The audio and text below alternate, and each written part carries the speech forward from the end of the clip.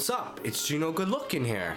And I thought with this next video, I can show you how all your favorite Disney characters are Gypsy. And we're gonna start it off with Beauty and the Beast. So before I get into the actual film, I thought I would do a couple character analysis. So let's start off with Belle. Now in the movie, they tell you that the name Belle actually means beauty.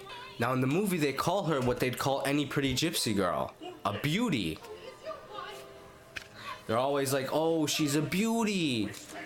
You know, like you got those older gypsy people, they see the little girl and then they're like, yo, she's a beauty. Who's her mother and father? Now Belle has brown eyes and brown hair, just like every other gypsy girl. Now in the movie, Belle's only supposed to be about 14 or 15. Now in the movie, we never get to see Belle's mother. And I have a theory about this. I believe that the whole time the movie's running, her mother's at the public aid office. The entire plot of the movie is about Belle falling in love with somebody that her family doesn't want. Belle doesn't have one friend that's a girl in the entire movie. It's a proven fact that gypsy girls can't be friends, because in their words, everyone's hamishni on them. In the movie, Belle reads romance novels, i.e. porn, such as 50 Shades of Grey. Now you can tell that Belle fucked Gaston at least once and told him you better not tell nobody, and then he went and told everybody. And that's why she doesn't want nothing to do with him now. Now this is the part where Belle finally booyahs the dead dog, forever ruining her name. Now she's stuck with him. Now let's talk about Gaston for a little while. Gaston is like an older gypsy boy. He thinks he's got game. In reality, all he's got is herpes. Now there's a part in the movie when Gaston frames up all the boys in the bar to go dem the dead dog that he heard his booyah and his chai, Belle. And now for the Beast, aka the dead dog. At some point in the movie, we see the Beast, or the dead dog, lock Belle's father in a cell. Now this is symbolic that he put him in Betene. Beast is like another way of saying dead dog. Diksha, he didn't shave his back in over 2 months. He don't clip his nails, he got bad teeth. Shouldn't this one. He lives in a big rent control building and doesn't work. So we know he's getting Section 8. And probably SSI, because we see he's a little bipolar. In the movie, he worships a flower. This is another symbol for how gypsy boys love Yedma. He ain't got no manners. Now his story starts off with him getting buck-gettled. In the end of the movie, the dead dog beats the fuck out of Gaston because his Bappu had his Scullo friend learn him how to dem when he was a little boy. At some point during the movie, the candlestick basically gives Beast the "she wants you, more, you better go" speech. Now the movie opens up by showing you the kid that the Section 8 approved the Beast for. Now this serves no other purpose other than getting you Hamishna on him from the beginning of the movie. Okay, so what they're not telling you is that he was giving his house this one night for everybody to drink. Now in case you were wondering, this was on Southport. And this older gypsy woman, I won't name names, but anyway, she decided she was gonna come to the good time party. And the Beast was all like, no Chaya, you can't jahadai. I know you're only here to make trouble. I know you're only here to make trouble. And then she was all like, I should die, I'm not here to make trouble. We're a big family, I wouldn't do that to you. Which was a lie because 15 minutes later, he had to throw her out of the house. So she got all evil and started yelling out things like, oh, you keep them more than me. Oh, you keep them more than me. And look how you're throwing me out like a dead dog.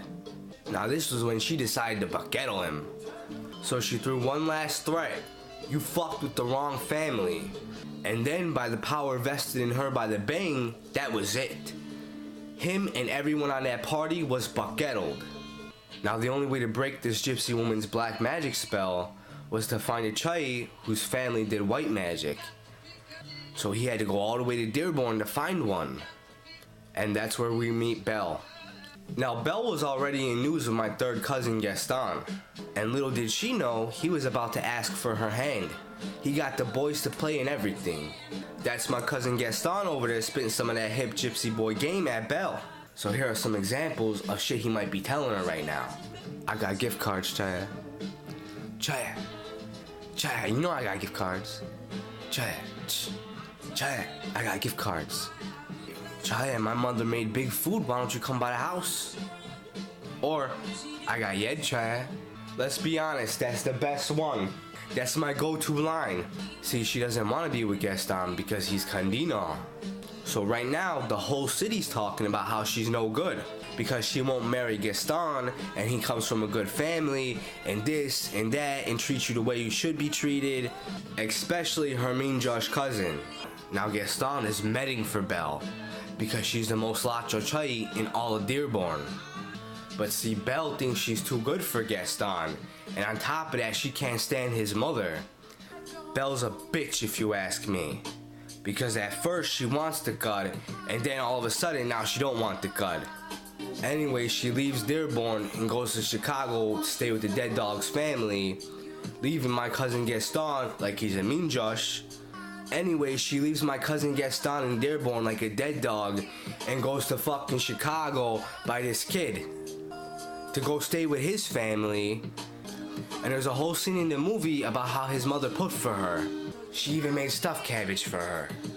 The dead dog calls the boys to play for her and everything. Even those two gypsy men that you catch doing clova on every hall showed up.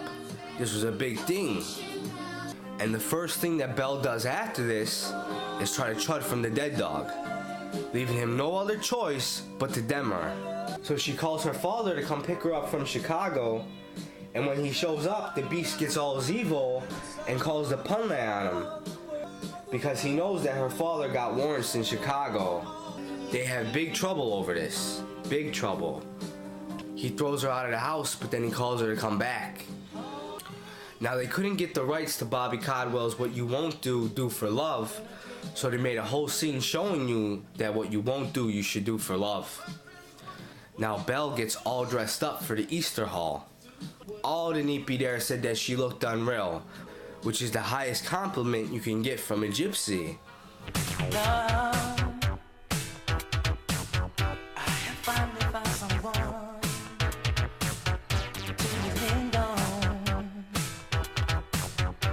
I'm sure, so very sure, she will never go away. She's brought sunshine into my life and made me happy. This is the part where one of them dumps all their problems on the other one.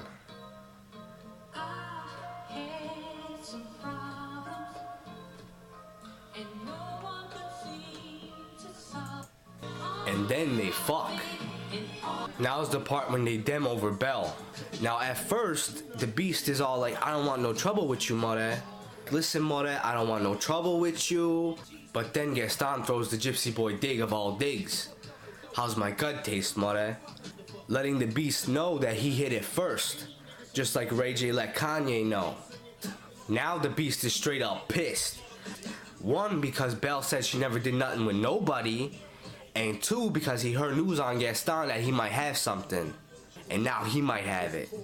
Now this leads to them demming outside while everyone watches. The beast knocks Gaston the fuck out. But then Gaston goes fuckboy on him and stabs him in the back. Now the beast got a straight up mudaro his ass. This is when the beast starts getting those shakenza pains and thinks he's dying. Now this is when the evil gypsy woman's black magic starts wearing the fuck off. At first Belle's all like, "Yai, what's happening, mother? Are you okay?" But then she's all like, "Yai, mother, you different." And the beast is all like, "See, Chaya, I told you I was lacho." And then they start jawing and all the black magic starts wearing off.